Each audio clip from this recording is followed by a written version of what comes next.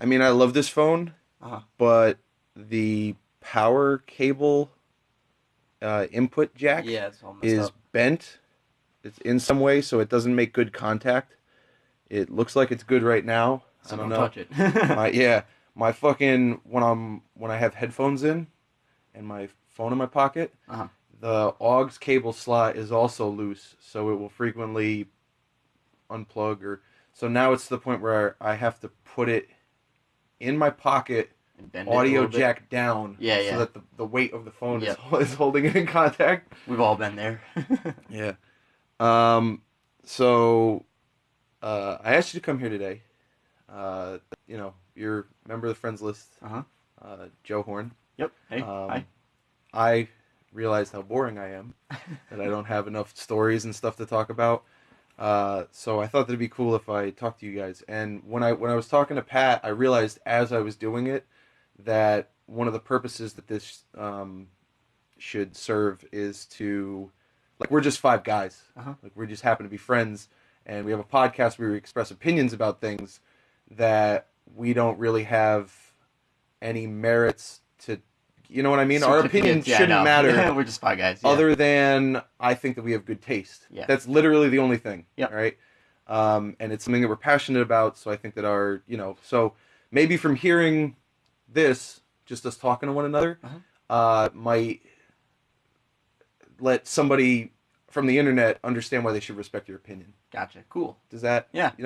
But other than that, I just thought it'd be cool to talk to you. This is PALECAST. This is going to be episode. I have the one with Ryan, but it's not posted yet. Where I talked to him, so this will end up being 7. Yeah, PALECAST episode 7. I'm here with Joe Horn from the Friendslist Podcast. Hi guys. Hey. Hello. So I asked you here for those reasons that I said, and then also a fairly, what's the word? Not jealous, but selfish reason. I'm hungover. Right. So this morning I've noticed that I've been talking a lot. I've been very preachy, talking about my little personal manifestos and stuff, just like Nat and Ryan when I woke up. And then, but I've been told that I'm funny when I'm like this. So in addition to talking to you, I also kind of forced us to do this now because I wanted to get my current mental state on here. Okay? Gotcha. I think it should make for a good episode. This is a little weird because we've been friends for a long time, but we've Yeah. never really hung out, just you and I, right? Not. I mean, maybe back in high school a little bit. Not really. I think I've. Is that come true? Over. I can't. I think so. can't. I think I'd come over just to play video games with you. Okay. Before. I can't think of a Yeah. time when that was true. I couldn't think of a time specifically. I'm not saying, there'd be no reason for that. Yeah. What I've noticed about myself, especially recently, is that I only feel comfortable around people like, okay, when we were at Jack's house Mhm. and they were talking about the Vegas trip. You remember when I Yeah, showed yeah, up and you guys were all talking about that? Yeah.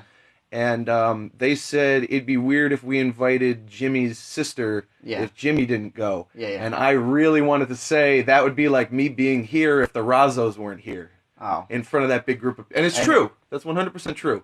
I don't know why. Uh-huh. I've never... I like to keep a close circle of...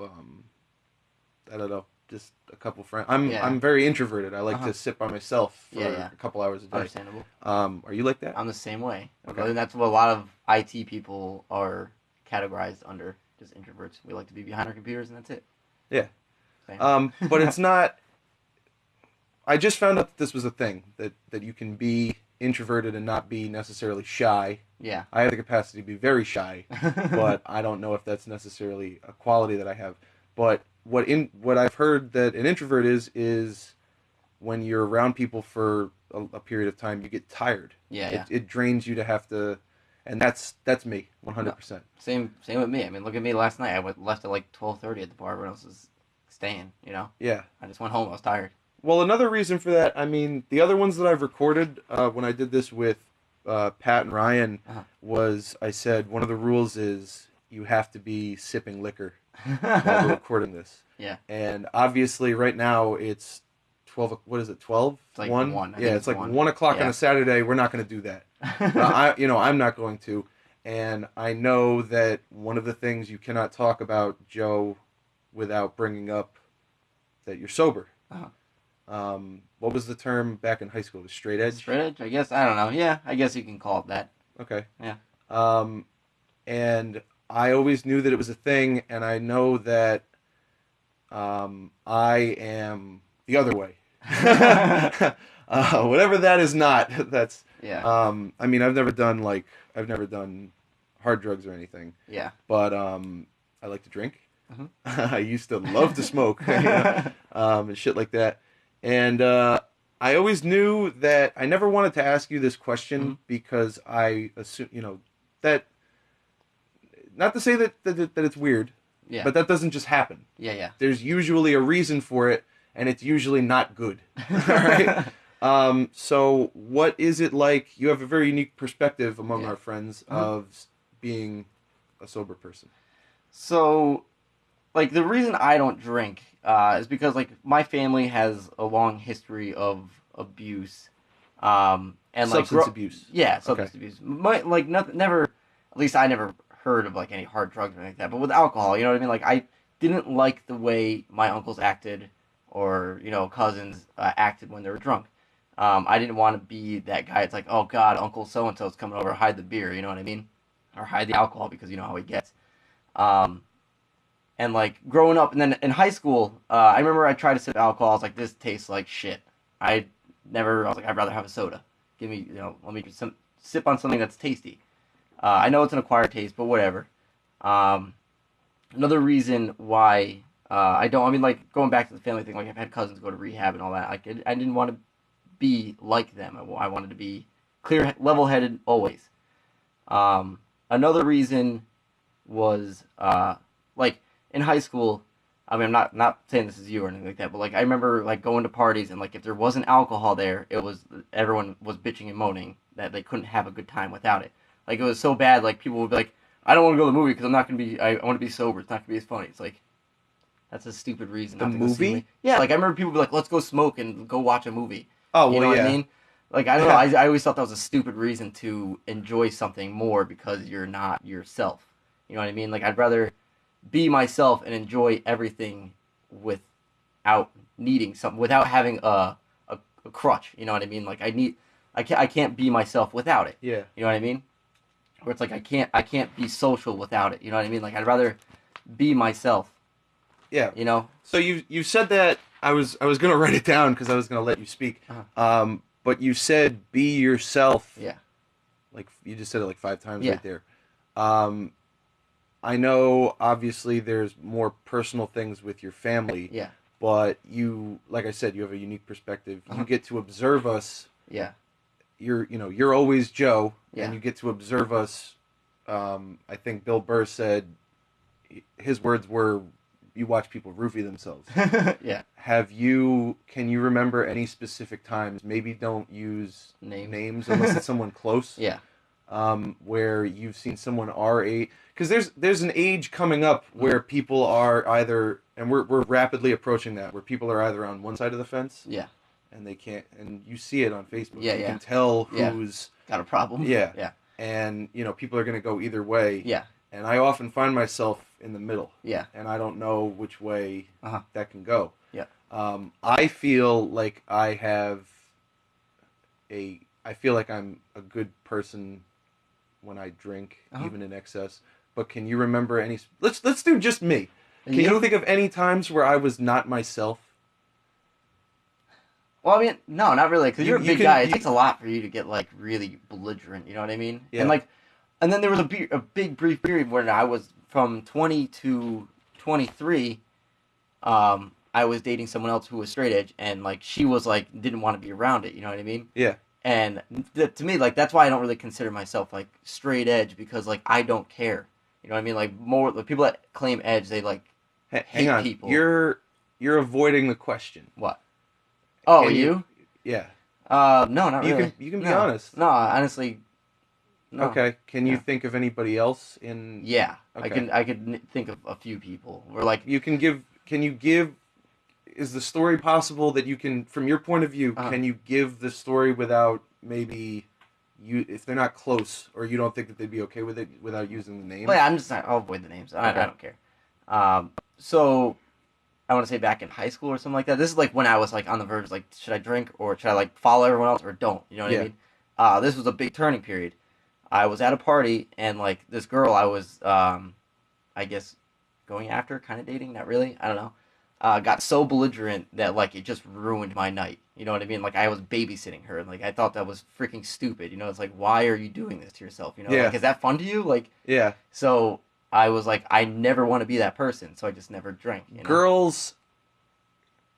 But it happens to guys too, though. You know what I mean? I've had to babysit a few guys before. But the level of baby, like, it's different for a girl, I've drank with girls that's a norm, that they, for whatever reason, because of their sex, believe that I'm not kidding. Yeah. They believe that they're entitled to behave like that, and that's okay because they're a girl. But like they were like on the ground, you know what I mean? It's not like they're like, oh, I'm like, wait, you know, like they were just on the ground, passed out. Like, I need to carry you because you can't carry yourself. I absolutely love the way that I feel and act when I drink, and one of the things that makes me believe that I have control over that is that I have never been like that. I did it at a party one time. I've thrown up real bad, like at parties where like I remember one time at Hunter's house on New Year's, I felt it coming. I felt I was gonna puke, and I was gonna do that like awake but not awake, like leaning on stuff thing, and I went outside with like a t-shirt on in the middle of the winter and threw up all over his front steps, and I don't know how long I was out there for, but I would fall, and I was chilled to the bone, and I remember thinking, not like grimly, but just kind of funny, like if they came outside in the morning and I was frozen like that, like just dead, you know. And then I remember hearing, like, because the door was right there where they were hanging out, and I remember hearing like, worst curse. And then I was like, okay, I have to go right now or I'm not going to get inside. And that's bad. That is bad, right? But I have never behaved like that in public. I don't, at least I don't, no, I haven't. I've never been like that. And, I mean, I've heard people say, like, that they've puked at bars, like, all over a table, and I'm like, how can you do that to yourself? Like, I don't know. Stupid. Any other stories of people being... You said that a lot, so you know something. You've been exposed to something where somebody is clearly a different person. Yeah, I mean, not necessarily. I don't know. There are a few people that come to mind, but like, I'd rather not, say any names or anything like that. But like, even with smoking, like, I remember like seeing people like smoke and then like just fall asleep. It's like smoking weed. Yeah. Okay. Yeah. And just like sit on the couch and do nothing. It's like I don't see the appeal. You know what I mean? And then it's like they don't do anything. They're just sitting there. You know. Yeah. You should try it. No, dude. No, I've heard people. I just realized that I was joking because I was making fun of people just saying. But I've heard people say to you like, dude, you got to do it and stuff. And like I said, I enjoy this a lot. Okay. But I don't think I've ever said that to you. What? That you, like, I just did now. Like, gotta try it? Or I've never tried to make you take, because why would you? Yeah. Why the fuck would I you? don't know, all my friends, you guys all respect me and, like, my decisions, whatever, so, like, that's cool. Yeah. Yeah. I'm glad that we got to talk about that, because I never knew what was going on with that, and I felt I would feel bad about asking. Yeah. Now we're going to talk about nerd stuff. Okay. Is that cool? Are you content with the... I do kind of have a funny story about drinking. The one time where I was kind of like, damn, maybe I should start drinking. All right, so my father is a mechanic, okay? He can fix anything on his car, anything. Yeah. Well, he has one limitation. He sucks at welding. He can't weld. So his buddy, who's like an expert welder at Sikorsky, like phenomenal jobs, unbelievable. I had a bad exhaust leak in my Audi. So I brought it over to his house, and it was me, my father, and him. And when he finished welding my pipe, they just wanted to relax and hang out. And the guy was like, hey, Joe, you want a beer? And like, before I could even say no, my father goes, no, he doesn't drink. And then my father's buddy was like, oh, do you want an apple juice? And at that moment, I felt so emasculated. Yeah. Like, I was like, holy crap. You want an apple? What a fucking Yeah, turd. I was like, an apple juice? I was like, I'm not a child. Like, yeah. But yeah, I like that. I love apples. Is it hard to not make passive aggressive remarks in that moment. No, I just said no thanks. I'm all set. You could say something like, it'd be very easy me personally, okay? If I were faced with that, if I were you, but with my mouth, and somebody said something like that, it would be very difficult in that moment to not come at him with something bad. Yeah, like, no. Why not just go right to bourbon and we'll start hitting whoever, you know what I mean? Yeah. No. In that moment, No, I was just kind of like, damn, in my head, but then I was like, no, I'm all set. Because there's no other way to describe it than that's a good decision. Yeah. That's a good life choice. There's no other way to describe it than that, and you seem to be well adjusted and all that stuff. Yeah. So I don't understand the making fun of some. Yeah. I don't know. I mean, it's whatever. I mean, I don't hate people that drink. I don't hate people that smoke. That's your decision. As long as you can control yourself, I don't care. You know what I mean? I just hate seeing people, like, literally destroying themselves over this crap, you know? Yeah. So, what about, like, is it hard to... I think every girl I've ever dated I've met at a bar... Oh, that's sad. I mean, I have social problems where I don't talk to people. Like, that just, like, walk by. Yeah. And... I really hate when, like, the random person behind the counter at some store tries to make a joke that's not funny. Yeah. You're making me pretend to laugh at this. And I'll stop doing it. Yeah. Right? But if it weren't for alcohol, I would not be able to talk to girls. I would have stayed that way forever. Mm-hmm. And because that was me in high school, 100%. I mean, you probably have seen some, you know what I mean? Yeah. I think the second time I ever drank, I was really excited to see some girl. I don't know if you remember this or not, and I puked all over the floor at Eric's house. I think I was there for that actually. Yeah. Maybe was it like in a McDonald's bag or something like that? That was what they gave me when I went into the other room. Yeah. Yeah. That was that was really embarrassing. That was like the second time I'd ever hung out with a lot of those kids outside of school. Wait, what was my point? Oh, talking to girls or whatever. Yeah. Do you have a hard time with that? No, not necessarily. Like, I go to a lot of shows. You know what I mean? And like that's where I meet more girls. You know what I mean? More girls outside of like the bar scene. You know. Mm-hmm. Out at bars, I don't really mingle. You know what I mean? I just kind of keep to our friends, and like if someone comes up to me, then that's fine. But I don't go out of my way to meet somebody. I've been the designated driver before and spoken to some of my best friends. Yeah. When they're intoxicated, and I have been livid. Yeah. Like you are being so fucking annoying right now. Yeah. And that must be. Is it like that every time that we go out? No. I wouldn't say that. Maybe I'm just used to it. I don't know, because I remember that being the case when I was younger. Yeah. Where I was like, I hate being here. Like, I want to leave because like you guys are all destroyed. You know. Yeah. But like now, I feel like everyone controls thimself much more around alcohol, or they can keep. Who's everyone? Just like you, the Rossamanos, Sean, Tyble. Like, I haven't really been like I haven't seen you guys so bad where I was like, I want to go home. Like this sucks. Like no. Most of the time, I'm just like I'm tired. I'm gonna go to bed. You know. Yeah. That's it. I'm never annoyed when I leave. Yeah. Okay. I talked to Natalie last night for 45 minutes about how I don't know whether she's funny on purpose or not. It was the weird... if that conversation could have been recorded, it would get 1 million views on it. I swear to God. And I woke up this morning and I was like, oh my God, she thinks I'm retarded. Like, oh my God. And they assured me that it was fine, but I don't fucking know. I don't know. We'll see how that goes. All right. It's hard to talk in addition to sobriety. It is difficult to talk about Joe without talking about Counter-Strike. Yes. Take the floor. Oh. Everything from the beat. Your first experience with it, what you were doing before. Okay. So, first off, big PC gamer, always have been. Ever since Alright, so I'll go way back, right? This is probably in elementary school. Yeah, really you will go way back. I will go way back. Alright, so I had a close friend that lived in Stratford. I lived in Stratford at the time. They were like family friends, you know what I mean? Like I would consider this guy a brother or a cousin, you know, like that's how close they are with my family. Yeah.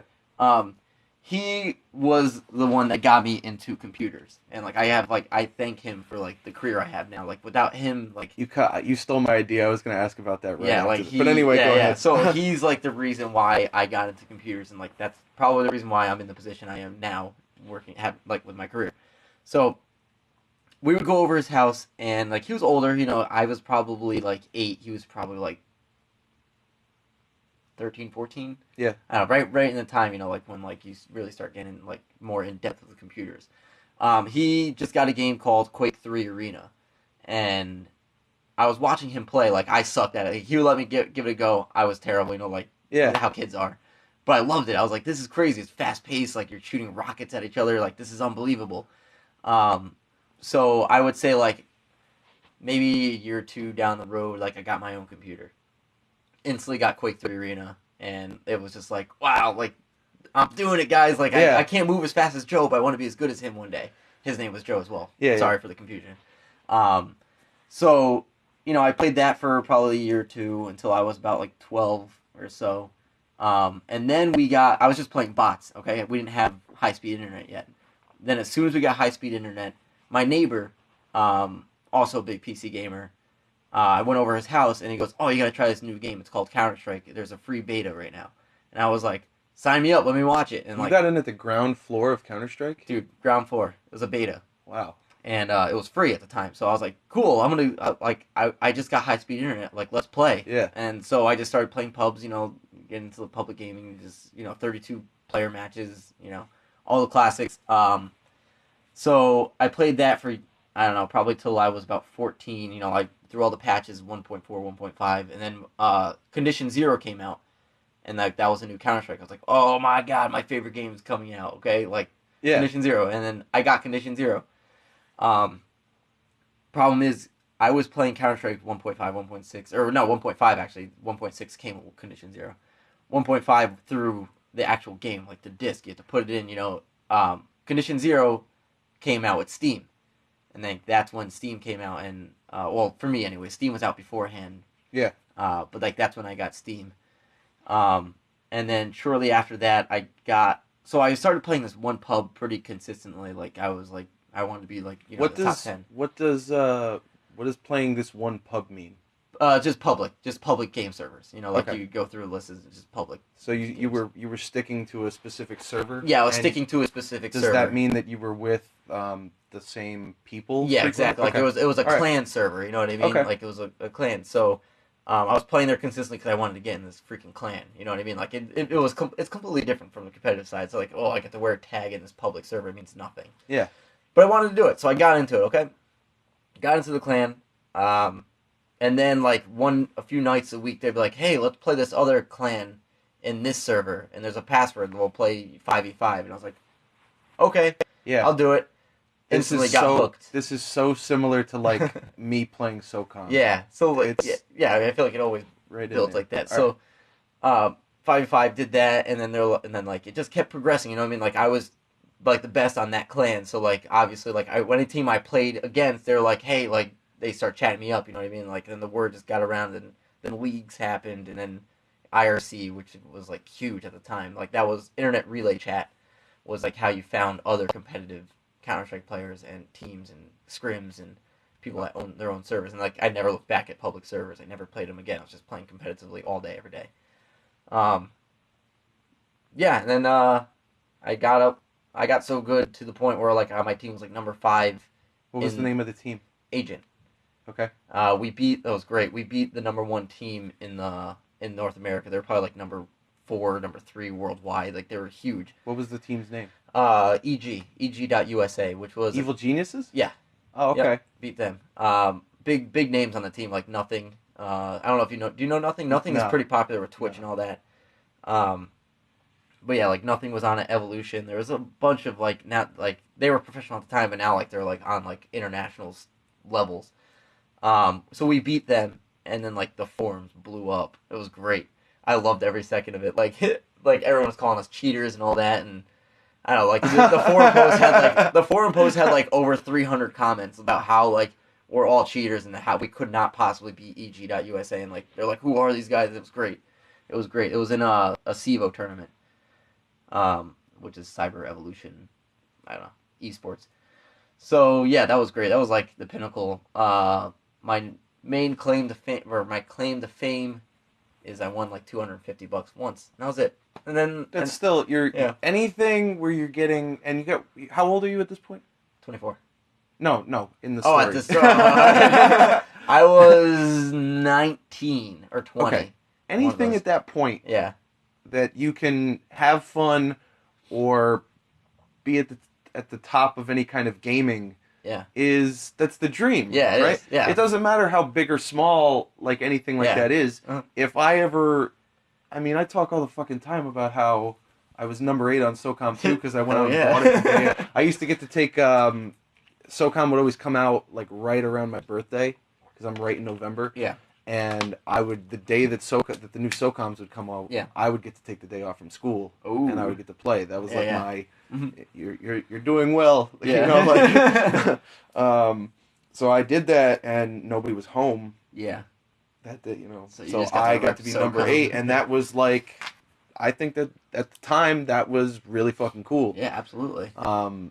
So I met a lot of my friends growing up when I moved from New Jersey to Connecticut in the 5th grade, and I didn't have a lot of friends. I hung out with the kid across the street, and one of his friends, and that was like it for like a really long time. And then I remember in 7th or 8th grade, I would tell people stories of what I did on this game, SOCOM, in classes and stuff, and that's how I met Kevin Gustafson. Yep. And he was like, "This game sounds incredible." Yeah. He was a big. I was always like a military and a History Channel buff, so he was the same kind of way. We could talk. If I talked about the guns, he knew what I was talking about and all this kind of stuff. And he went out and got it, and he goes, "I know some people that I think play that too." And because of that, I met Brandon. Yeah. I met fucking Johnny. Bugs? Yeah. Okay, yeah. I met Derek and Ned. Yeah. You played SOCOM 3 with us, right? Yeah. SOCOM 3 is when I played the butt end of SOCOM 2 and then SOCOM 3.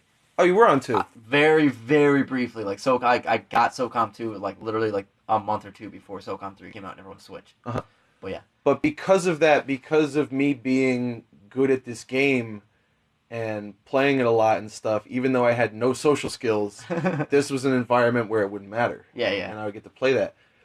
Were you the same way with Counter-Strike?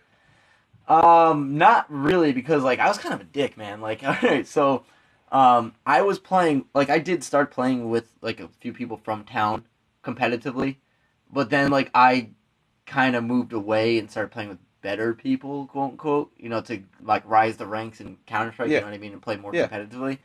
So I kind of like left them behind, but I play with them now, you know what I mean, in Counter-Strike Go, because I don't play it as competitively as I did back then. Like I'm not in any leagues anymore at the time, I was like, that was a commitment.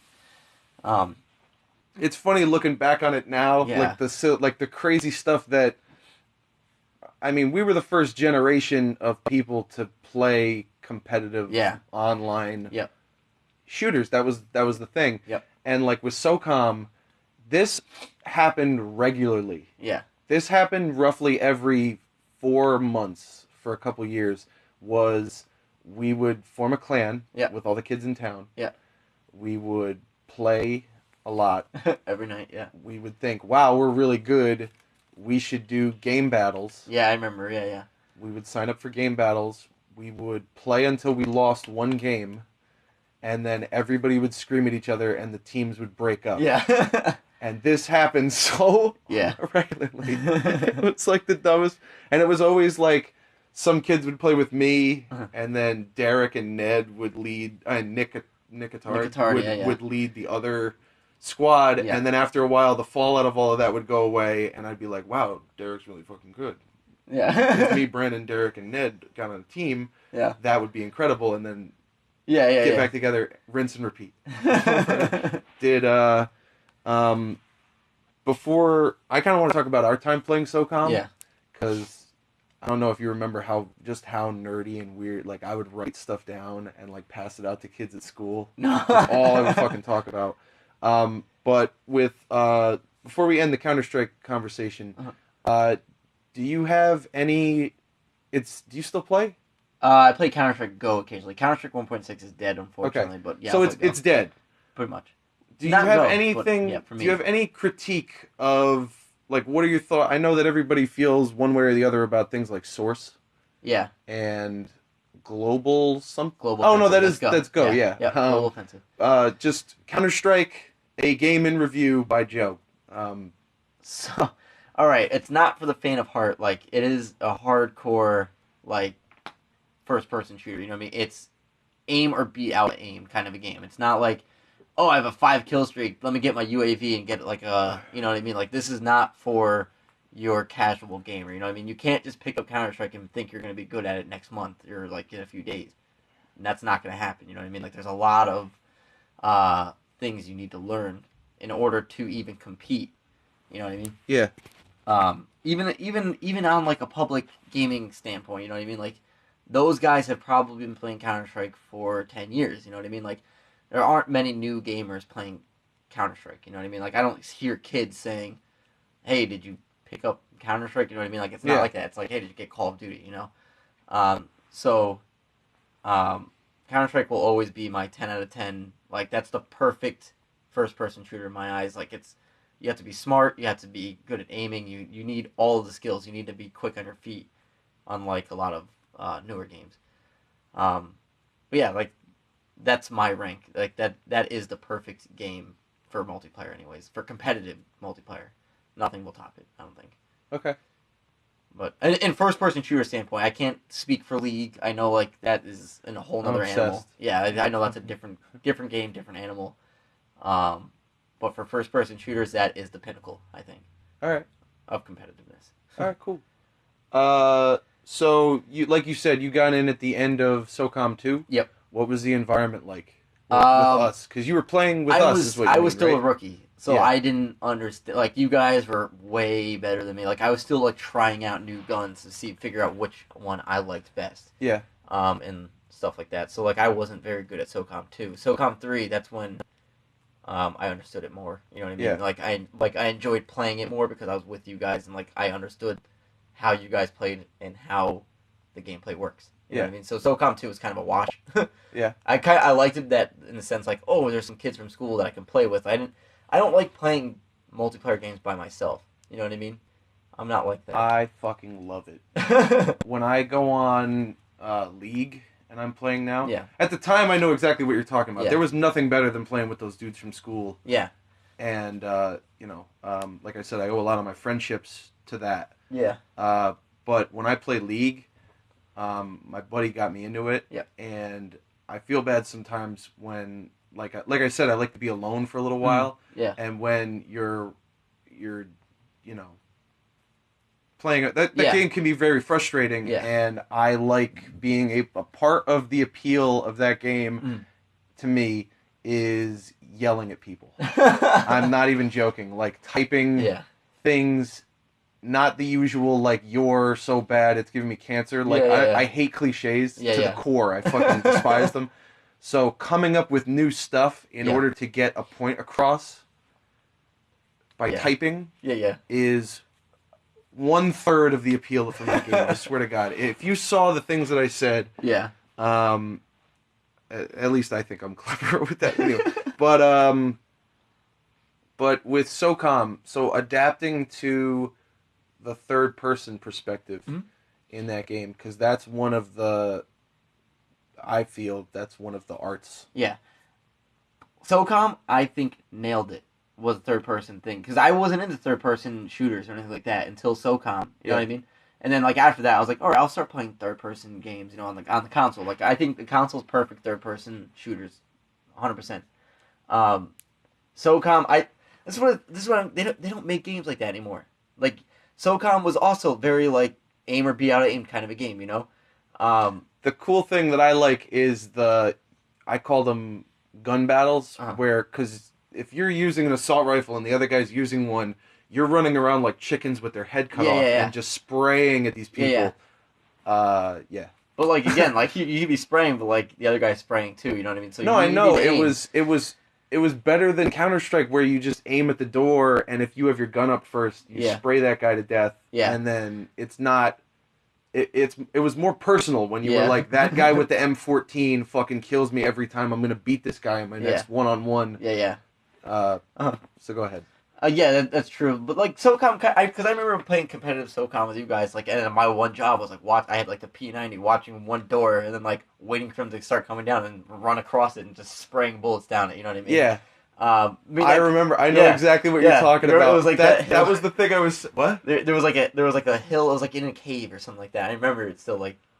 Oh my God! Yeah, I had the machine gun with the bipod, and my job was that tunnel. Exactly. Yeah, and then like I forgot about that fucking that was shit. Awesome. I was thinking about I forget the SOCOM 3 maps. I don't remember the names. Neither do I. All that much. Yeah. SOCOM 2, I can probably name every single map in it, but and I've done it before. I've met kids that played that, and I would but anyway, out nerd them. In 3, there was one map where it was a jungle with like Viet Cong style caves, and we would play. It was a common pick for people that we were facing in clan battles because the terrorists. It was better for them. Yeah, I think it was a demolition map, so they or a breach.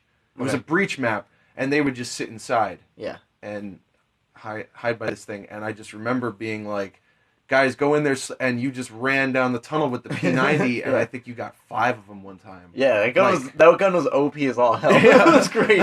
But it was like, that was your thing, was the submachine gun, and I guess... And being fast, that was my thing in that game. Yeah, because that was when they introduced the weight system, exactly, which, I don't know what that was, but, but I think you coming in at a later time, in SOCOM 1, which... I don't give that one enough credit. Mm-hmm. When I went to build that sweatshirt for PAX, I first thought the SOCOM 2 logo, and I was like, wait, SOCOM 1 was... SOCOM 2, I had all the friends. Yeah. But the original, that was when I was playing by myself, and I was fucking crazy, all right? But one of the things is, in that game, at the end of a match or a round, they would say the number of hits that you took. Yeah. And if you ever fucked around with an SMG, it would go to that screen, and one of the guys, you would be able to tell which guy you shot at, because he would have hits taken up in like the 20s. Yeah. And not have died. Yeah. And some machine guns they were fucking useless. Yeah. There's no other way to put it. Shooter. Yeah. And I think because you weren't exposed to that, you didn't have these preconceived, don't use submachine guns in SOCOM. Oh. And then... You found that thing in SOCOM 3, and they changed it. It was more powerful. That was a great gun. I think you told me to start using it. Yeah. It was that and the AUG. I remember like both those guns. The AUG? Yeah. I think that was one of the assault rifles that you could put the bipod on. Yeah. I was a pioneer, if you will, in bipods in that game. Remember they introduced vehicles? Yep. And if so the gun on the back of that, the machine gun on the back of the Humvee was insane. It was amazing. Yeah. I remember in 2, there was the story that I would always tell was the time that I went 30-6 with the 50 caliber sniper on Sandstorm Seals. Yeah. And then SOCOM 3 came out, and I remember within the first month, I was in the back of one of those, and I just kept saying, like, I forget who was driving me. It might have been you, it might have been B. Yeah. But I was like, just drive around, and I'm going to spray this unlimited ammo 50 caliber laser at anything that moves. And I went like 35-4. Yeah. Which was unheard of. You know what I mean? Just unreal. Yeah. That's probably enough about SOCOM, I guess. Did you have anything else that you wanted to say about that game? No, I mean, like, I missed that style of game, though. You know what I mean? Like, back then, like, because that was also, like, during 1.6, you know what I mean? Like, map styles were different. They were simple. Like, it was just, there wasn't clutter. You know, like, you play the new Call of Duties or, like, the new games, and there's just so much environment. It's hard to see people. It's insane. Yeah. It's absolutely unreal. That's what I mean. It's like that, like, those games, I think, are, like, the best gameplay because, like, it's simple and fun and, like, smart. You know what I mean? Yeah. Like, you have to play smart because you could see, like, you could see a mile away and, like, you can... I don't know. It's just easier. The thing that separates good players and shooters is like you want to learn as much as you can about the game and then find something to abuse. Yeah. And what they've done with Call of Duty is they've taken all of the abuse out of it by making there be a corner. We're in a fairly normal sized living room, and if this were a COD map, there'd be there'd be 5 corners in this room. Yeah. You can't. What are you gonna do? Exactly. What can you? So you alluded to this a little bit earlier, but I wanted to know, you work in IT, you work Yes. with computers. Yep. A lot of code. Yes. Right. Everything is in Okay. command. How much do you think that gaming influenced your career path? 110%. Okay. Easily, like, the most influential thing that got me into computers. You know what I mean? So, like, back in the day, like Counter-Strike, Quake, those games, you had to know certain directories, certain things to mod it. You know what I mean? Like, if you wanted to have different skins or different something, like, you needed to be able to, like, browse. And being 10, 12 years old, like, that's crazy stuff. You know what I mean? You're looking at Windows XP, like, Windows 98, like, back in the day where, like, this is going through directories is, like, unheard of. Like, wasn't easy. You know what I mean? So, learning that and what's the word? You hit the command prompt inside games. What the hell? Tilde? The tilde, yeah. You know, Yeah. like, it brings down the command prompt. I know a guy that calls that little thing the Nino. The Nino? I don't know where the fuck he got that from. Yeah, but like, that was another thing. You needed to know how to, like, these commands, you needed to know to, like, make your game run better or something like that. You know what I mean? Yeah. And, like, so, like, all this code stuff, like, it taught me the basics before going into school for it. You know what I mean? So I already recognized, like, how, like, some scripts work. You know what I mean? So, like, I needed to know, like, I need to open up a script and affect these few lines. You know what I mean? Like, and if I break this, it's not going to work and it's going to crash my game. You know what I mean? Mm-hmm. So you needed to learn how to do that stuff, and I learned how to affect stuff like that at an earlier age. And like, again, going back to Joe, my family friend. Yeah. He's the one that showed me all this stuff, and, you know, like, he's the one that, like, taught me about, like, hardware and computers and all that stuff, and, like, I was fascinated by it, and, like, I wanted my game to run better, so I needed to learn all the parts. I needed to know what stuff made the game run better. You know what I mean? And, like, that was a huge influence on my career path. So right when you started going to school, you knew right from the get-go what you wanted to do? No, I didn't actually. Okay. When I was in high school, I went into video production, and I really liked making videos and you know, making short films and stuff like that. And, like, I thought I wanted to do that. But, you know, IT was always in the back of my head, and, you know, programming. I think we should write. I ran this by the guys last night. I don't know if you. I think it's funny that I'm forgetting that you were there. I'm saying all this stuff like you weren't there, but I think that we should write a screenplay. I agree. I would love to do it. Like, I still have passion for film and stuff like that, and, like, I'm fascinated with, like, what Sean does, and all, like, that's cool. Like, and I sometimes I do regret not going down that field, because, like, it seemed like Sean, I was worried. I was worried. I was like, all right, what if it doesn't pan out and I freaking end up working at some freaking small, like, Charter Communications and working... That was the other thing that I was trying to...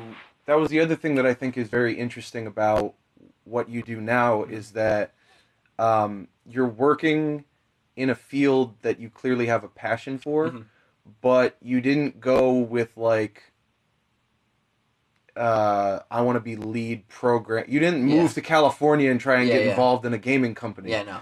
I believe, like, you went down a road that you felt strongly about, and yet you didn't. You still had that level of real. I think our generation lacks a level of realism. And humility. We're going to talk about that later. Right. But a lot of people will be like, well, they'll jump right to 100. All right. Whatever the best, the most ideal thing is. They'll jump for that, when if you can get in at, like, the 70% thing, then that nobody thinks of right away. Like, you like your job. You send me Snapchats of you, like, they take care of you guys. Big time. But it's, you know, you didn't take an unnecessarily, and in hindsight maybe foolish risk. See, like, I wanted to get into game development too and stuff like that, but, like, that level of knowledge is, like, ridiculous, and, like, I would not be able to go straight from college to, you know, develop games. I mean, like, there are really intelligent people out there that do it. You know what I mean? Like, those are, like, the few. But for me, like, my development skills for programming aren't the best. You know what I mean? So, like, I chose a different path for computer work. You know what I mean? So.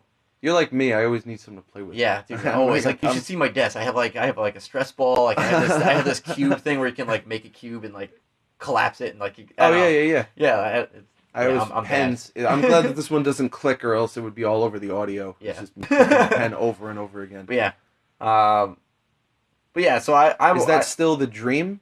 Is the dream still that 100? That lead designer on a game that you... I would love to work for a game, like a production team or something like that, but like I'm not gonna lie, I did apply to like Rockstar Games in New York, but I didn't get the job obviously because like my experience wasn't good enough. They didn't even call me.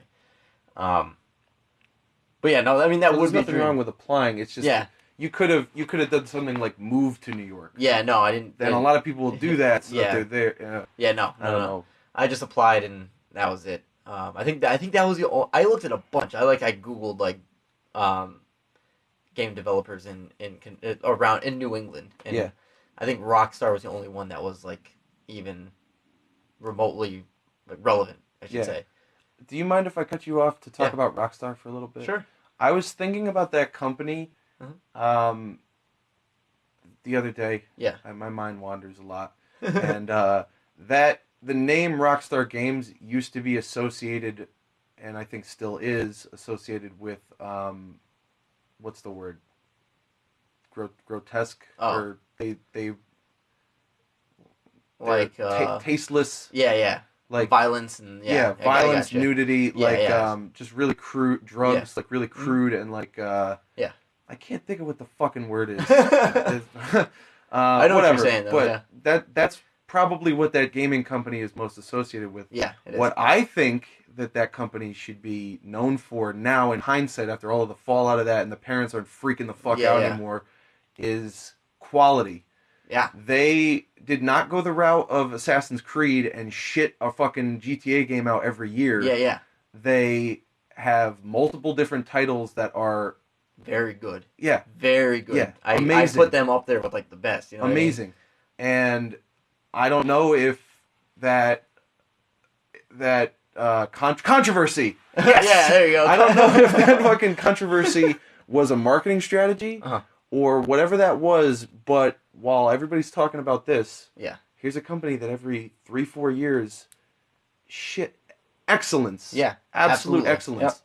Yep. And like every title, man. Like I remember, like before I even played GTA, I think I played Max Payne. Loved the shit out of it. Yeah. And then I played GTA 3, and then I was like, wow, Rockstar Games, they're legit.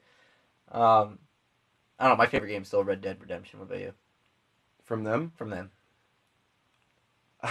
GTA 4 had an online mode. This was actually one of the things that really upset me about GTA 5. Yeah. So in GTA 4, there was a mode that you could go online and play, like, Team Deathmatch, and GTA, like, they've always had some kind of an auto-aim system. Yeah. And in GTA 4, if you played Team Deathmatch Hardcore, there was no auto-aim. Okay.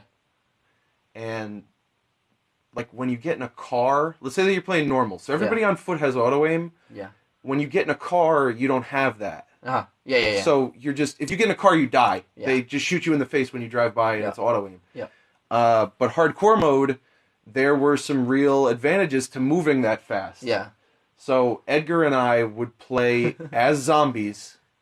There was a skin that if you killed like someone that had it, then you got it. Yeah. And we would play as zombies, and we would get into only red sports cars. He would go and find one, and my job was to go and get an SMG. Yeah. Like the best gun that you could still shoot out of the window. Yeah. And he would go find the car, and we would drive around as zombies with me leaning out the window shooting people. Yeah. We had this down to a science. We would always put on the techno station, so when we drove by, people would just hear like, oh, down, you know what I mean? And that was like the most fun. Yeah. That was amazing for the longest time. Yeah. And then 5 came out, and that was not, couldn't turn off that auto aim, and I was just, that sucks. what am I doing? Yeah. It was one of those dumb. you kill somebody and then they kill you thing. Yeah. That is stupid. But yeah, GTA 4, I fucking loved.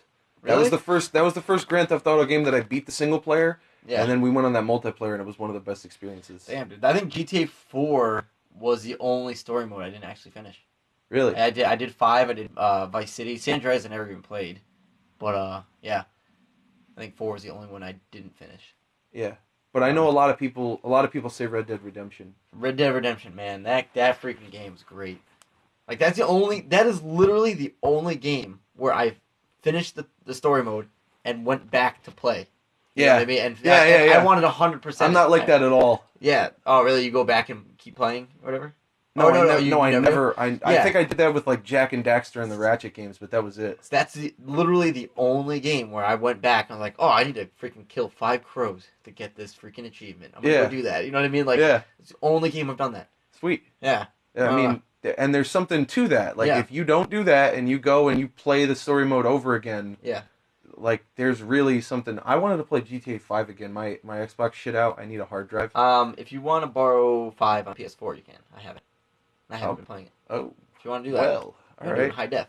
I'm like the borrow guy. Yeah. I always get stuff from other people. I just Pat just gave me Birdman and Dallas Buyers Club. I haven't seen Dallas Buyers Club yet. I haven't seen Birdman yet. Never mind. I gotta see that. So things to catch up on. Yeah. All right. Oh, and I put a note here with a star that says happy at work. And I think that out of our friends, I don't know about Sean. Sean seems pretty happy too. He is? Yeah. I think you're the most. Yeah. Oh. And that's, I don't know what the statistic is, but it's like 90% of people hate their job. Yeah. And I mean, here's the thing. I love my job. I love being there. But there's still those days where, like, clients, man, they're just you know, like, all right, I'll leave that out. Never mind. All right.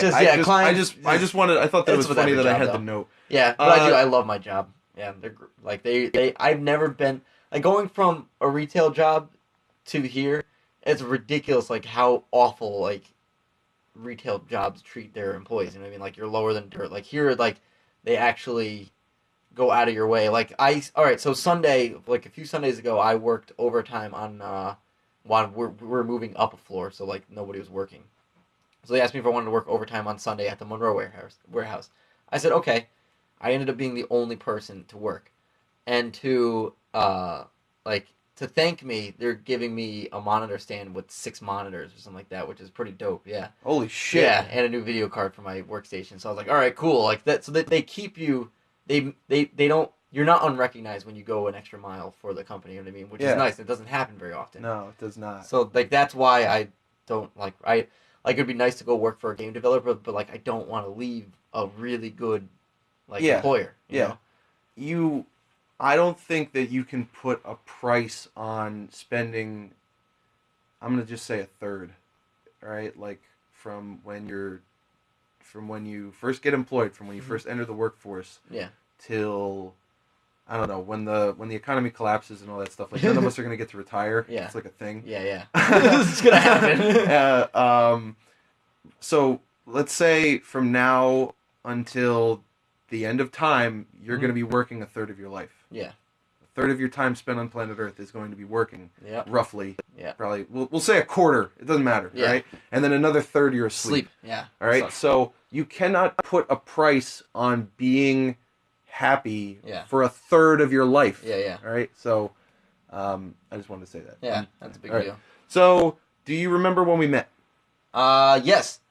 We were in, what the hell is that computer hardware? Oh my fucking god! Yes, I think that's when we met, right? Oh, what the hell is it? Schubert. Jesus Christ. That is when we met. We were in a computer hardware class, and we were just putting computers together and taking tests, and that class sucked balls, man. That guy did not give a fuck before not giving a fuck about the thing. That guy did not care at all. I don't know what happened to that dude. If you could, I would take half of my money out of the bank right now to know what made him like that. I know he was divorced from another teacher that worked there, right? Yeah. Unfucking real to see this man's emotional state. He wore the same clothes every single day. Yeah. And when people finally got the ball, everybody said it behind his back. One kid said it to his face, like, at the end of the year, like the fear one of the kids in our class was like, "Do you wear the same clothes every single day?" And he said, "Yeah, at the end of the week, I just stand him up next to the bed." And I was like, "This dude does not. This guy he doesn't care. Like Norm Macdonald doesn't fucking care. You know what I mean?" And whatever did that to him, whatever the specifics of that divorce were, had to be detrimental. Yeah. An Oscar-winning film. You know what I mean? If he made that. I think that class kind of sucked the wind out of my sails as far as any kind of a computer-related. That guy might have ruined some kids' passions. Probably. Like, for real. And then if you ask him a question, you'd be like, check the book. Consult Mueller or whatever it was. God damn. I'd like to smack that guy in his fucking face right now. But I don't know. Anyway, so there was that. Do you remember when I used to tell people stories about SOCOM?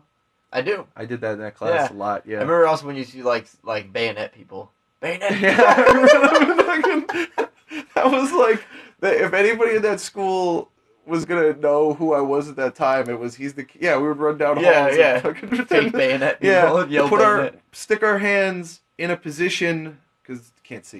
Stick your hand in a position like you were holding a World War I rifle, and then run up and with, like, the fucking top of the side of your hand, like the, what would you call this part? I don't know, like the side of your, like if you were making a face with your fist, that side of your hand, and just poking kids in the side and be like, and say it out loud, bayonet, and run down the hallway after recess and fucking do that. I forgot all about that shit. Yeah, man. Do you have a favorite Whitey D story?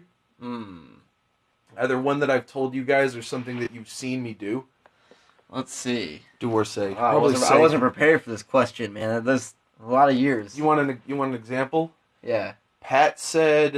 Ryan said the time that I got in a fight with a barback at that bar that we always used to go out to, and Pat said, I forget what Pat said. So you get one example of a thing, and that's... Oh, man, I don't know. I mean, I remember coming over to play Rock Band a lot. That was fun. I don't know. That's a lame story. It's not a story at all. It's not anything. I know, like last night, I'll give you a minute to think if you want. Yeah. But last night I told the story about, I came home from school in the... I feel like everything happened in 8th grade. That's when my memory like clicked on. Yeah. So it was in 8th grade, and in our science class, the teacher told us that whatever the official science summit officially voted and said that Pluto wasn't a planet anymore. Oh yeah. I told the story last night. Yeah. This will buy you some time if you want to think about it. So they told us that, and I went home, and I was like, Dad, you'll never. He was always home because he's been retired forever. I was like, you'll never guess what they said. They said that Pluto's not a planet anymore. There's only 8 planets in the solar system. And we got into a rigorous debate because he believed that there was 10. Like, no, Case, there's they actually just found a new one. There's 10 now. I was like, no, like I wouldn't lie to you. I don't fuck around with planets. Like they just said this. And then he was like, well, fuck you too. Comes down here, slams the fucking garage door, and goes for a motorcycle ride for the rest of the night. This is when I got out of school until I went to bed. Did not come home. And then I woke up the next morning, and there was a printed out, like 3 pages printed out, and the headline on it was 10th planet found. And that put the fear of God in me. Because he was able to, in my sleep, come up and put his hands on my chest. And I didn't wake up. And I really stopped arguing with him after that. Oh my God. I do remember a story. This goes back to our first story about how drinking, alright? So, this is like when you first started drinking, okay? And you were worried. We're probably like 16 at the time, like really young. 15, 16, I don't know. It's besides the point. We're at Edgar's house. And this is when Scott lived like right behind him and everything. So it was like he was having parties, his parents weren't there, and like you were so worried about going home with liquor on your breath, and I remember giving you a piece of gum, and because you were a little intoxicated, you acted like this was the greatest gift. You acted like I gave you like a Ferrari or something. You were so happy about this piece of gum that I just gave you. I remember being like, no problem, dude, but I'm gonna go home now. And I remember being like, all right, I made his night by giving him a piece of gum. And like, wait, yeah. did I drive home? I don't remember. I don't remember. I don't remember how you got home. That's a bet because I don't remember this. So if I drove home in that state, that's not good. That's not good. But I don't remember. Honestly, maybe someone drove you. Maybe someone probably did. Yeah, we're responsible kids. Someone probably did. I just realized now that like with having a girlfriend and stuff, that people will get you stuff, and not an immediate amount. You don't have to pay them back right away and stuff like that. But like I said, I grew up and I didn't have a lot of friends, and suddenly I'm hanging out with a bunch of people that I think don't. I used to think that people never wanted me anywhere, and I only got to go there because of Brandon. And like even a small gift, like I could see myself really, dude, you were really so happy. overreacting. Yeah, I remember like, damn, it's a piece of gum, dude. I think it was Trident too. It was like a cheap piece of gum, like my parents got like for 30 cents. Like I don't know, either that or there's so many different ways that could have gone, me freaking out or whatever. But I don't remember this at all. That's actually I'm glad that you brought that up. Yeah, that was funny. Let's see how long we're going. Let's see how long we have been recording. What's your charger at now? It's up there. Why? You want me to? Yeah, here I can unplug it. Unplug it for a second. I want to know. No, that's pretty good. No, and that's with the slow charge problem that I was just talking that's true. about. It's a slow charge. So, oh, we made an hour. Damn. Yeah, it's pretty good. The other ones went to like an hour 20. So whenever you feel, if you want to give me like a wave or something. Are there any groups or type of people that I'm putting you on the soapbox, all right? You're preaching to the masses. I'm very critical of our generation. Yeah. And I think that I have this perspective because I have old parents.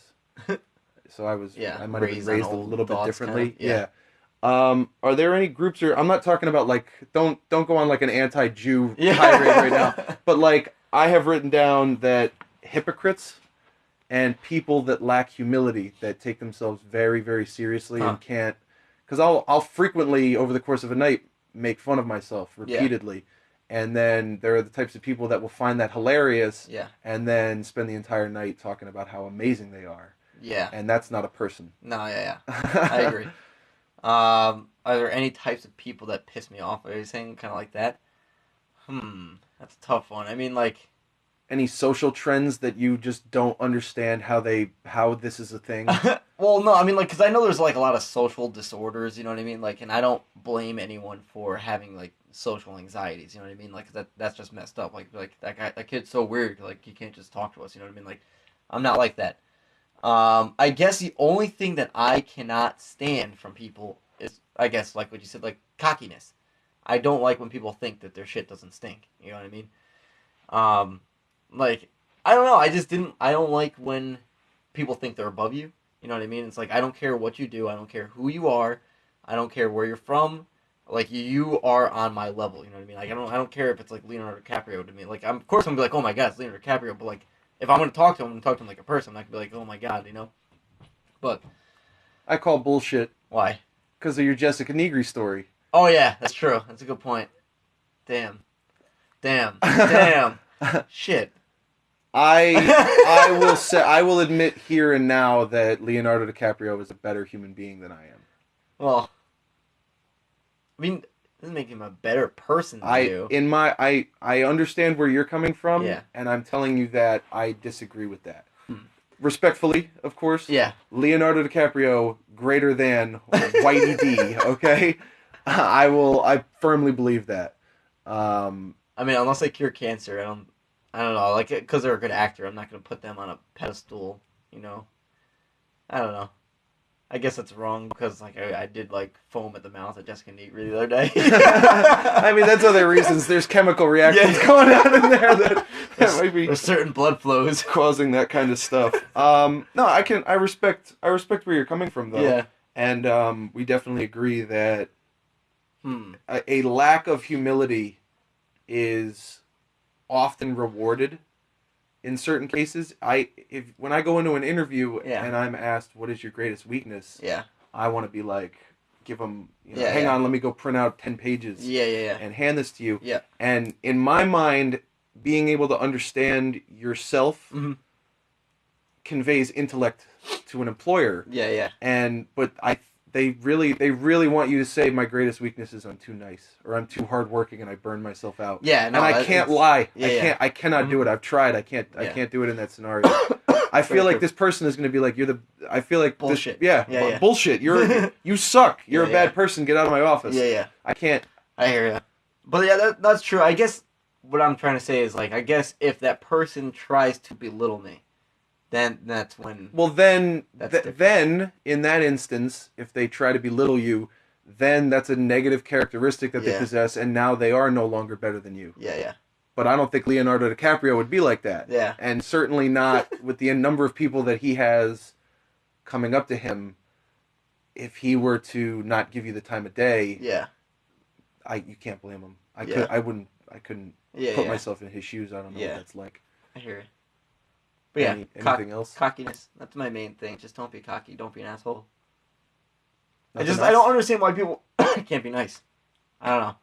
I guess, I don't know, maybe because myself, like, it's hard for me to, like, straight up, like, be mean to somebody.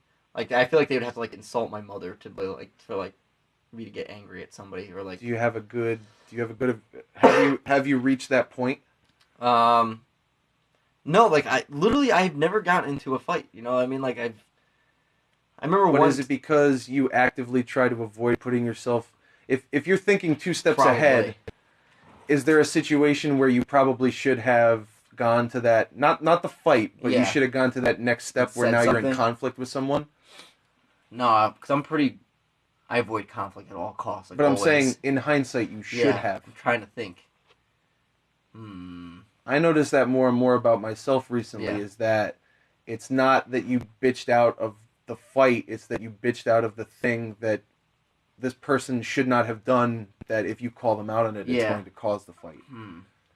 I mean, going back to work, I have called people out, but, like, that's at work. It's professionalism, you know what I mean? Like, if someone lies to me, I'm going to, like, call them out and, like, say, you know, tell them that they're wrong. Yeah. If they're trying to get free stuff out of us, I'm like, nope, not happening. Like, that's the only time where, like, I actually put my foot down and, like, say, like, that's not how it works, you know what I mean? Like, otherwise, I'm, like, even if I don't agree with someone, I'm usually like, okay, and, like, I avoid it, you know what I mean? Like, I guess when people aren't, like open for other people's beliefs and stuff like that, when, like, they, like, belittle them or, like, say something like that, like, completely bash what they think or believe in, that's when, like, I feel like I should say something, but I never do. I just kind of avoid it, because I don't want to side with them and then have them come at me, you know what I mean? Like, I don't want to, I don't know, I guess that's probably, like, the only time, like, when people are, they come out, I don't know, about their religious beliefs or sexuality or, you know, like, something like that. Like, I agree, like, whatever you believe in, that's fine. Like, cool. I'm all for it. Good for you. Like, I hate when people are like, that's stupid, and, you know, like, and say they're wrong for what they believe in, you know?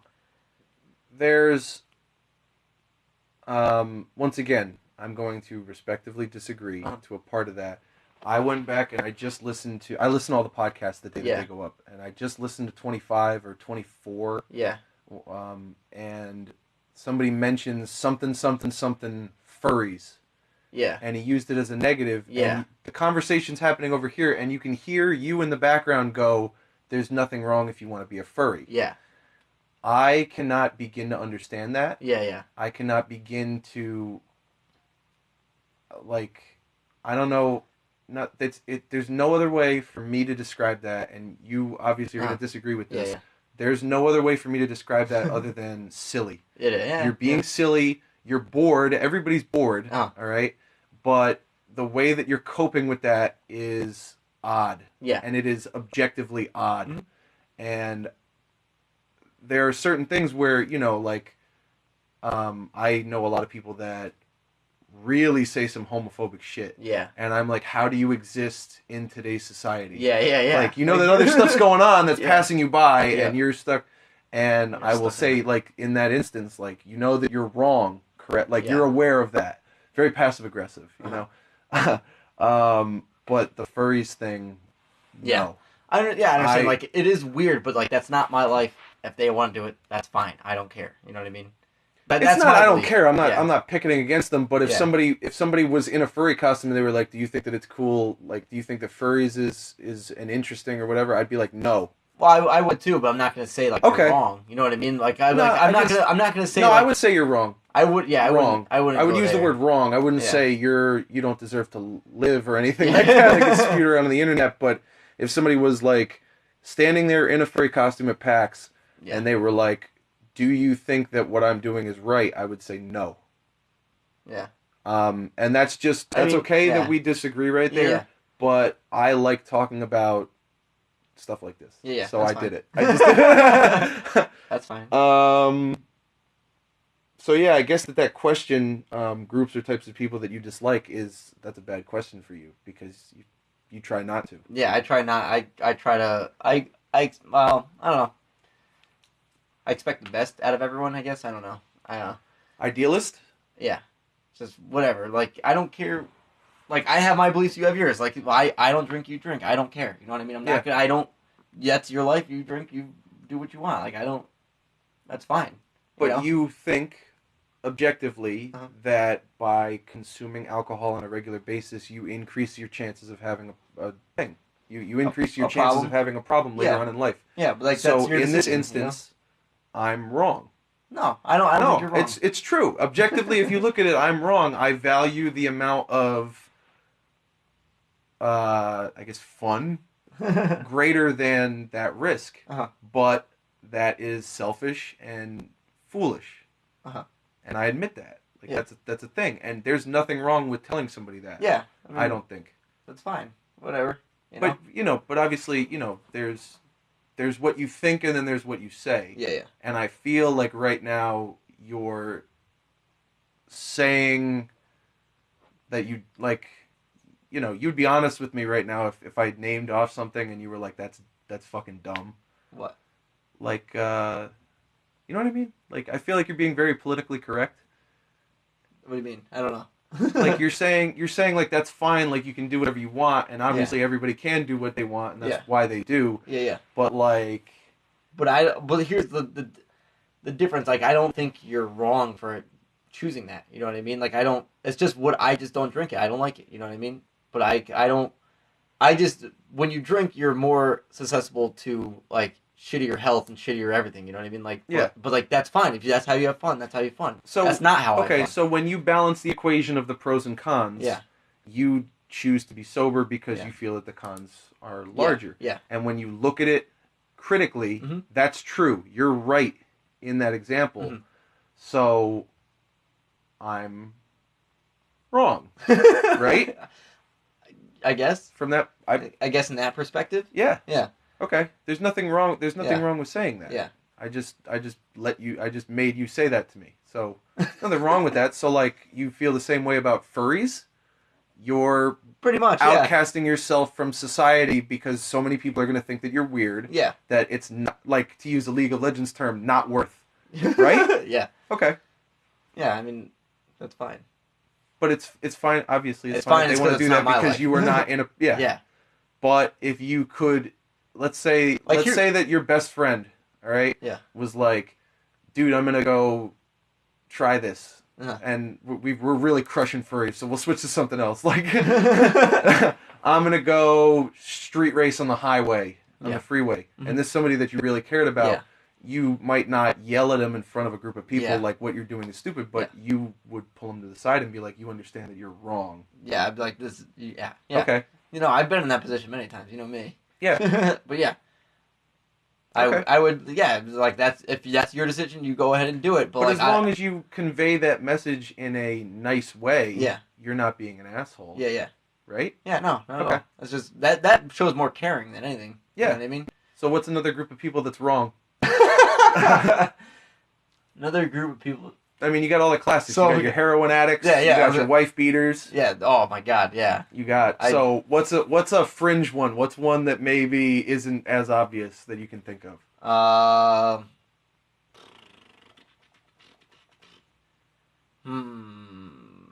Yeah. Homophobes. Hate classic. That's a classic. Doesn't count. That's classic. People that tan. People that tan. Whitey D. All right, pale as fuck. I'll go fishing. There was one summer where I was dating this Italian girl at the time, and she remarked, like, you're tanner than me, and my whole thing has always been the paleness and all that shit. And like that was fine. It just so happens that I play video games all day, so I'm really white. And fuck, I lost my thought. But people that go and sit in tanning beds and come out orange are wrong. Yeah, okay, no, right. absolutely. I tell people that all the time. You got any stuff like that? Yeah. You got anyone that you have? You just did an example. Huh? You just did an example. Let's see. Man, all these are classics, though. Damn.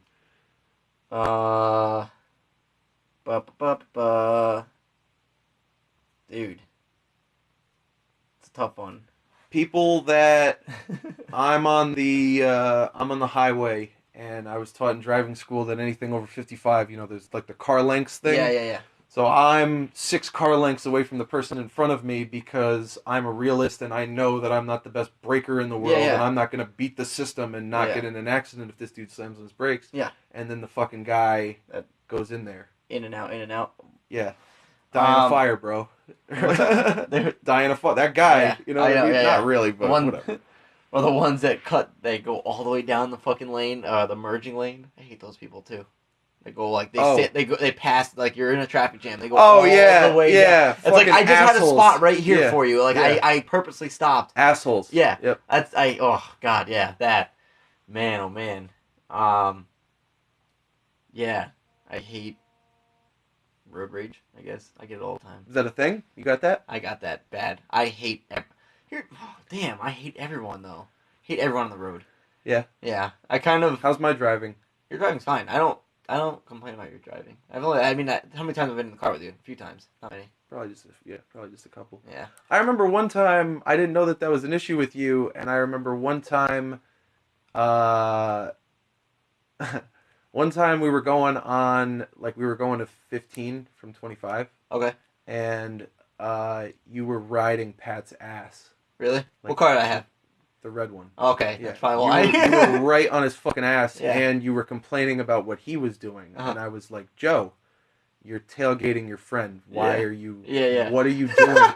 And that was the first time that I was like, oh, shit. Joe has a road rage thing. Yeah, that's me. You got any other good examples? Dude, I can't stand getting beeped at because I always think they're wrong. I think everyone else is wrong. Yeah. Yeah, that's my problem. That's probably like my biggest problem. Getting beeped at? I cannot stand getting beeped at for any reason. This bitch, you know the nightmare of leaving the gym? Yeah. Making that left out of the... Yeah. The fucking horror... Like, I literally... I think I tweeted the first couple times that I had to do that. I said...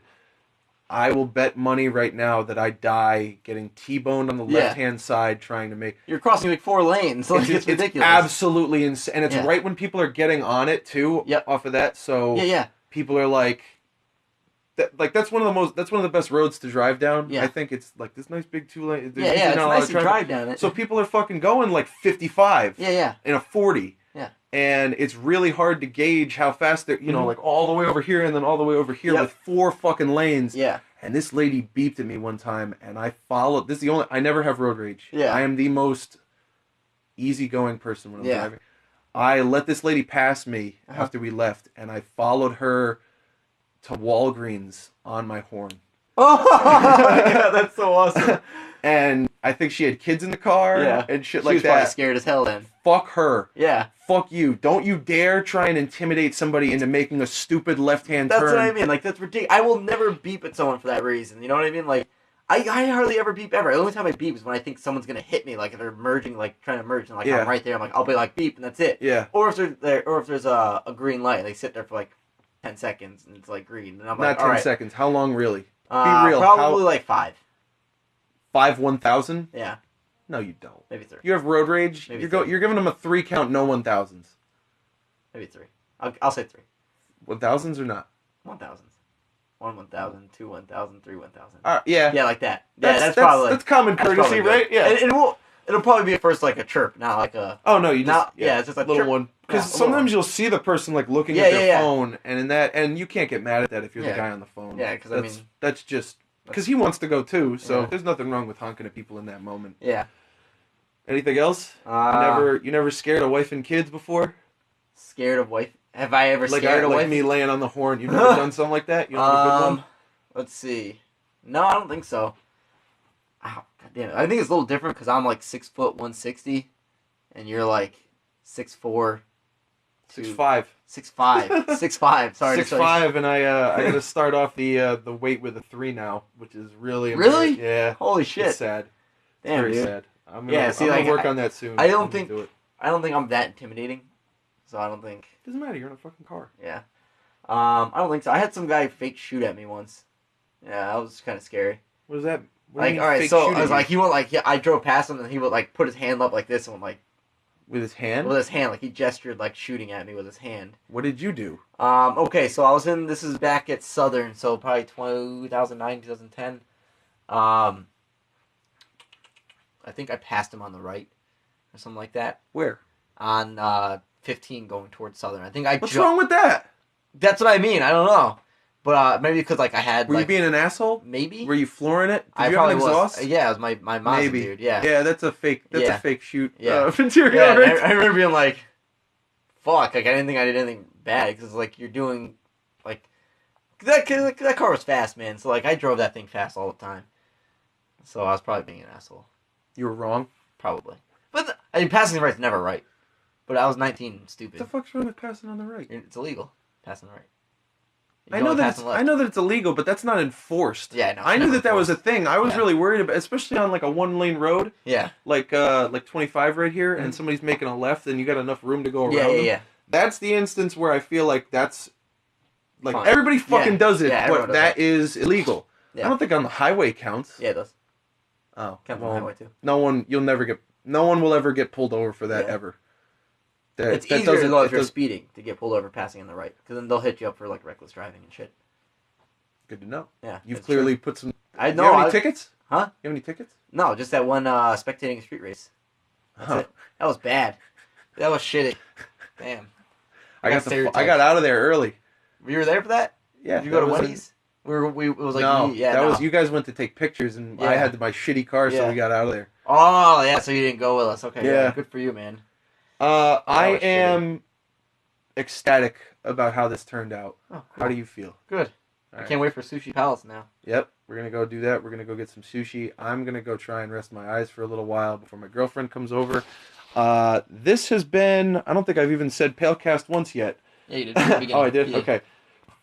This has been PALECAST, sitting down here with Joe. This one was much more personal than the others. The other ones, I think I talked a lot more about personal favorite movies and games and stuff. So, if you like Counter-Strike, now you know that you have to respect Joe's opinion. So maybe we'll do this again. Yeah. And we can focus more on favorites and discussion about more pop culture shit. Sure. I'm Case, a.k.a. Whitey, a.k.a. White Dude Down, a.k.a. The Pale Boy Dem, a.k.a. Yeezus Bound. You guys can follow me on Twitter at White Dude Down, and I've been sitting here with Joe. Yep. I'm Joe. You can follow me at JoeHorn11. That's Horn with an E. On Twitter, Instagram. My Steam and PSN name is Horn with 2 N's and 2 E's. And of course, we're both members on Friendslist Podcast. Thank you. On podcast. Check out the podcast. That's on Podomatic, iTunes, fucking Podcast Republic. 25, I think the most recent one that we just did, best one we ever done. I don't know how you feel about that. I think that it was incredible. We talk about PAX East. There's a lot of good stuff about games we got to try out, shit like that. And we will not see you, but you may hear me again next time. On behalf of PALECAST, goodbye.